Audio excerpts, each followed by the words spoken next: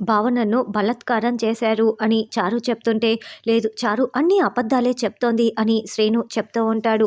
అవును, శ్రీను పైన నాకు నమ్మకం ఉంది. శ్రీను అలాంటి వాడు కాదు అని జానకి, పద్మ కూడా శ్రీనుకే సపోర్ట్ చేస్తూ ఉంటాడు. నా పక్కన ఆద్య ఉంటేనే నేను చూస్తాను. ఇంకెవరిని చూడను ఆద్య, నన్ను నమ్ము ఆద్య అని శ్రీను కూడా మరీ మరీ చెప్తూ ఉంటే, అవును చారు, నువ్వు చాలా అబద్ధాలు ఆడుతూ ఉంటావు. నీ సంగతి తెలిసిందే. మరి నువ్వు చెప్పింది నిజమని మేమందరం నమ్మటానికి సాక్ష్యాలెక్కడా అని ఆద్య అడగటంతో, నాకు కళ్ళు కనిపించవు కదా! మరి నేను ఎలా చూపించేది అని చారు చెప్తూ ఉంటుంది.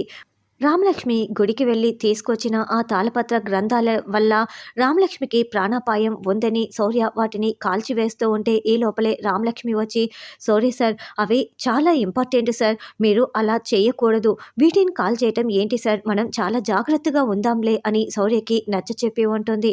తర్వాత వాటిని ఒక పూజారి గారి దగ్గరికి వెళ్ళి అందులో ఏం రాశారో చదివి చెప్పమంటుంది.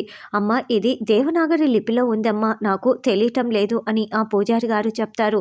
తర్వాత రామలక్ష్మి వేరొక పూజారి గారి దగ్గరికి శాస్త్రి గారు అంటూ లోపలికి వస్తూ ఉంటుంది.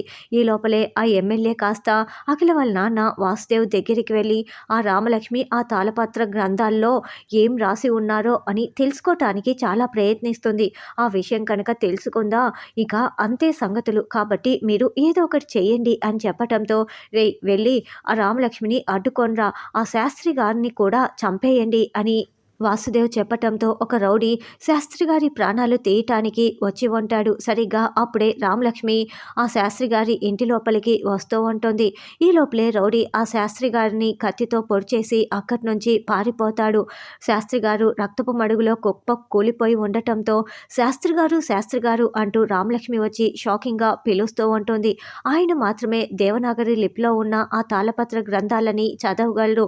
ఈ లోపలే అతని ప్రాణాలు పోతూ ఉండటంతో, అయ్యో ఎవరు ఈ పని చేసింది అని రామలక్ష్మి చూస్తూ ఉంటే, అప్పుడే శౌర్య అక్కడికి వచ్చి, రామ వాళ్ళు తప్పించుకున్నారు రామ, అసలు ఈయన్ని మనం కాపాడదాము అని శౌర్య చెప్తూ ఉంటే, అప్పుడే పోలీసులు లోపలికి వస్తూ ఉంటారు.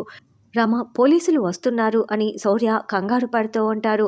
మరి ఇప్పుడు ఈ విషయంలో రామలక్ష్మి శౌర్యంలో ఒకరిని అరెస్ట్ చేస్తారా?